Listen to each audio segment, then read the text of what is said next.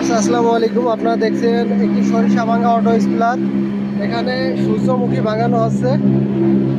এই মেশিনটিতে পার ঘন্টায় সূর্যমুখী 70 থেকে 80 কেজি ভাঙানো যাবে। দেখুন কিভাবে তেল পড়ছে। শুধু একবার সূর্যমুখীটা দিলে পরবর্তীতে খোল তুলে দেওয়া লাগে না, অটোমেটিক্যালি সরিষা বা সূর্যমুখী ভাঙানো যায়। দেখুন সূর্যমুখী ভাঙানো হচ্ছে। এটা সম্পূর্ণ একটি অটো স্প্লার। এই স্প্লারে আপনারা ঘন্টায় 70 থেকে 80 কেজি সূর্যমুখী ভাঙাইতে পারবেন বা তারও বেশি হইতে পারে।